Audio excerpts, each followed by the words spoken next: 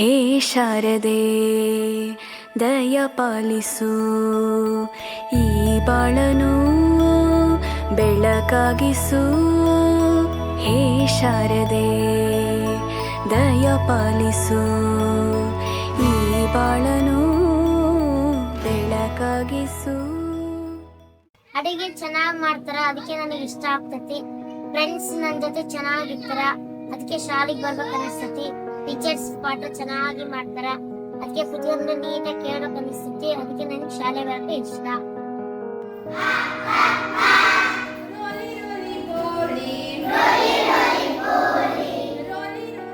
ಅಲ್ಲಿರ್ತಕ್ಕಂಥ ಮುಂದೆ ಮಕ್ಕಳ ಒಂದು ನಗೆ ಬೀರ್ತಾರೆ. ಸೊ ಆ ನಗೆ ನನಗೆ ಬಹಳ ಇಷ್ಟ ಆಯ್ತು. ಯಾಕಂದ್ರೆ ನಾನು ಟೀಚಿಂಗ್ ಪಿರಿಯಡ್ ಹೋಗ್ತಾರೆ ಆ ನಗು ನಾನು ಎಲ್ಲೂ ಕಾಣಲ್ಲ. ಸೊ ಮುಂದೆ ಮಕ್ಕಳ ನಗು ನನಗೆ ಬಹಳ ಆಕರ್ಷಿತು. ಸೊ ನಾನು ಟೀಚಿಂಗ್ ಬರೋಕ್ಕೆ ಮುಖ್ಯ ಕಾರಣ ಆ ಮಕ್ಕಳ ನಗು. ನಾಳೆಗಳ ದಾರಿಯಲೇ ನಂಬಿಕೆಯ ನೆಲೆಯಾಗಿರಿಸು, ಮುನ್ನಡೆಸು, ಕೈ ಹಿಡಿದು ನಾವಾಡೋ ಪದ ಪದದಲ್ಲೂ ಸಂಚರಿಸು. ಹೂವಲ್ಲಿ ಜೇನು ಗುಡಿ ಕಟ್ಟದೇನು, ನೀರಲ್ಲಿ ಮೀನು ಅಡಿ ಮುಟ್ಟರೇನು, ಆ ದೈವದಾಜ್ಞೆನೇ ಎಲ್ಲಾನು. ಮೊದಲು ನಾವು ಸರ್ಕಾರಕ್ಕೆ ಥ್ಯಾಂಕ್ಸ್ ಹೇಳ್ಬೇಕು. ಈ ಹಿಂದೆ ಸರ್ಕಾರದಿಂದ ಮಕ್ಕಳಿಗೆ ಏನೋ ಸೌಲಭ್ಯಗಳು ಇರ್ತಾ ಇರಲಿಲ್ಲ, ಈ ಒಂದು ಪುಸ್ತಕನೂ ಕೊಡ್ತಾ ಇರಲಿಲ್ಲ. ಈ ಹಿಂದೆ ಸುಮಾರು ವರ್ಷಗಳ ನಂತರ ಈ ಸಾರ್ವತ್ರಿಕ ಶಿಕ್ಷಣ ಅಂತಂದೇಳಿ ಘೋಷಣೆ ಮಾಡಿದ ಮೇಲೆ ಮಕ್ಕಳಿಗೆ ಕನಿಷ್ಠ ಮಟ್ಟದ ಸೌಲಭ್ಯವನ್ನು ಮಕ್ಕಳಿಗೆ ಒದಗಿಸ್ಕೊಡ್ತಾ ಇದ್ದಾರೆ.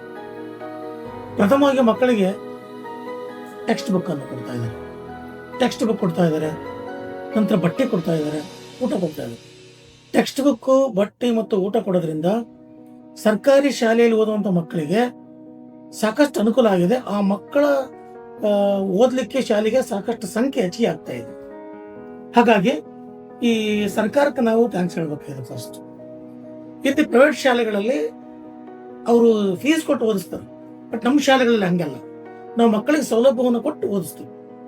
ಹಾಗಾಗಿ ನಮ್ಮಲ್ಲಿರುವಂಥ ಪಠ್ಯಪುಸ್ತಕಗಳು ಒಳ್ಳೆ ಗುಣಮಟ್ಟದ ಪಠ್ಯಪುಸ್ತಕಗಳಿವೆ, ಗುಣಮಟ್ಟದ ಶಿಕ್ಷಣ ಇದೆ, ನುರಿತ ಶಿಕ್ಷಕರಿದ್ದಾರೆ.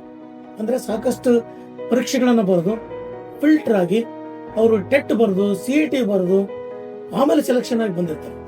ಹಾಗಾಗಿ ಅವ್ರಿಗೆ ಬಹಳಷ್ಟು ಅನುಭವ ಇರೋದ್ರಿಂದ, ಗುಣಮಟ್ಟದ ಶಿಕ್ಷಣ ಬಂದಿರೋದ್ರಿಂದ ಮಕ್ಕಳಿಗೆ ಆ ಗುಣಮಟ್ಟದ ಶಿಕ್ಷಣ ಸಿಗುತ್ತೆ. ಆದರೆ ಏನಾಗುತ್ತೆ ಇಲ್ಲಂದ್ರೆ ಕೆಲವು ಸಮಯಗಳಲ್ಲಿ ನಮಗೆ ಸರ್ಕಾರದ ಬೇರೆ ಬೇರೆ ಕೆಲಸಗಳ ಒತ್ತಡಗಳಿಂದ ಸ್ವಲ್ಪ ಪಾಠ ಬೋಧನೆಗಳಲ್ಲಿ ಸಮಯ ಸಿಗಲಿಕ್ಕಿಲ್ಲ. ಸಿಕ್ಕಿರುವಂಥ ಸಮಯಗಳನ್ನು ಉಪಯೋಗ ಮಾಡಿಕೊಂಡು ನಮ್ಮೆಲ್ಲ ಶಿಕ್ಷಕರು ಬಹಳ ಅದ್ಭುತವಾಗಿ ಮತ್ತು ಮನಮುಟ್ಟುವಂಗೆ ಸಮಾಜ ಒಪ್ಪುವಂಥ ಕೆಲಸವನ್ನು ಮಾಡ್ತಾರೆ. ಹೇ ಶಾರದೆ ದಯ ಪಾಲಿಸು, ಈ ಬಾಳನು ಬೆಳಕಾಗಿಸು. ಹೇ ಶಾರದೆ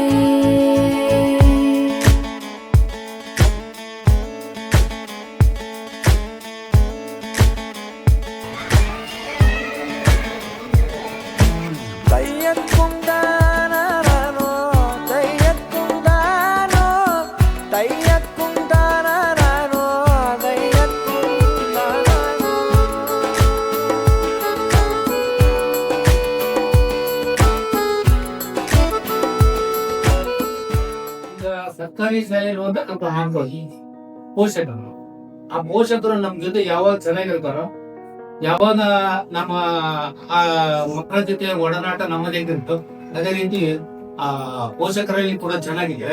ಆ ಶಿಕ್ಷಕರು ಮಕ್ಕಳ ಜೊತೆ ಬರೋದಾಗ್ಲಿ, ಅವ್ರ ಜೊತೆ ಅವರು ಪಾಠಗಳಲ್ಲಿ ಪ್ರವಚನಗಳಲ್ಲಿ ಪಾಲ್ಗೊಳ್ಳೋದಾಗ್ಲಿ ಮಾಡ್ತಾ ಇದ್ದಾಗ ಆ ಪೋಷಕರು ಬಂದು ಆ ಮಕ್ಕಳು ಮತ್ತು ಆ ಶಿಕ್ಷಕರ ನಡುವೆ ಇರ್ತಕ್ಕಂಥ ಆ ಒಂದು ಸಂಬಂಧಗಳನ್ನ ಕೂಡಿಕೊಂಡ್ರೆ, ಓಹೋ ನಮ್ಮ ಮಕ್ಕಳು ಚೆನ್ನಾಗಿ ಕಲಿತಾರೆ, ಈ ಮಕ್ಕಳು ಇಂಥ ಶಿಕ್ಷಣವನ್ನು ಪಡೆಯೋದ್ರಿಂದ ನಮ್ಮ ಮಕ್ಕಳು ಚೆನ್ನಾಗ್ ಆಗ್ಬೋದು, ಅಥವಾ ನಾವು ಕೂಡ ಇವ್ರ ಜೊತೆ ಕೈ ಜೋಡಿಸಿದ್ರೆ ಇಂತಹ ಅನೇಕ ಮಕ್ಕಳು ಕೂಡ ನಮ್ಮ ಶಾಲೆಯಲ್ಲಿ, ಸರ್ಕಾರಿ ಶಾಲೆಯಲ್ಲಿ ಮುಂದುವರಿಯಲಿಕ್ಕೆ ಸಾಧ್ಯ. ಇಲ್ಲ ಅಂದ್ರೆ ಪೋಷಕರ ನಮ್ಮ ಜೊತೆ ಏನಾದ್ರೂ ಶಿಕ್ಷಕರ ಜೊತೆ ಒಡನಾಟ ಸರಿಯಾಗಿ ಅವ್ರು ಇಟ್ಕೊಂಡಿಲ್ಲ ಅಂದ್ರೆ ಮಕ್ಕಳು ಕೂಡ ಇದುಳಿತಾರೆ. ಯಾವಾಗಲೂ ಮಕ್ಕಳ ಜೊತೆ ಮತ್ತು ಶಿಕ್ಷಕರ ಜೊತೆ ನಾವು ವಿಜ್ಞಾಪದ ಪೋಷಕರು ಮಕ್ಕಳು ಮುಂದುವರಿಯಲಿಕ್ಕೆ ಸಾಧ್ಯ ಐತಿ. ಇಲ್ಲ ಅಂದ್ರೆ ನಾವು ಮಕ್ಕಳನ್ನು ಶಾಲೆಯಲ್ಲಿ ಬಿಟ್ಟು ನಮ್ಮ ಮನೆ ನಮ್ಮ ಕೆಲಸ ನಮ್ಮ ಮನೆಗೆ ಅಂತಿದ್ದು ಬಂದ್ರೆ ಯಾವುದೇ ಮಕ್ಕಳು ಮುಂದೋಗ್ಲಿಕ್ಕೆ ಸಾಧ್ಯ ಇಲ್ಲ.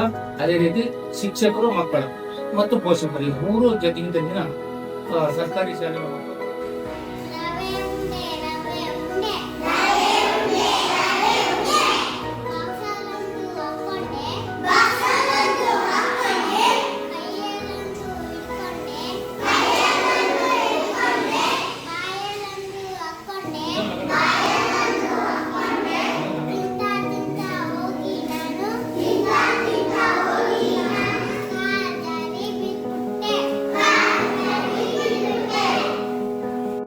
ಶಿಕ್ಷಣ ಅಂದ್ರೆ ಸರ್ಕಾರಿ ಶಾಲೆ ಇರ್ಬೋದು ಅಥವಾ ಯಾವುದೇ ಶಾಲೆ ಇರ್ಬೋದು, ಮಗುವಿನಲ್ಲಿ ಶಿಕ್ಷಣ ಬೆಳೆದು ಜ್ಞಾನ ಯಾವುದು ಒಳ್ಳೆಯದು ಯಾವುದು ಕೆಟ್ಟದ್ದು ಅಂತ ಹೇಳಿ ಆ ಮಗು ನಿರ್ಧರಿಸೋದಕ್ಕೆ ಬೇಕಾದಂತಹ ಒಂದು ಜ್ಞಾನ, ಆ ಜ್ಞಾನ ಮಗು ಶಾಲೆಯಲ್ಲೂ ಮತ್ತು ಹೊರಗಡೆ ಎರಡನ್ನೂ ತಗೊಳ್ಬಹುದು.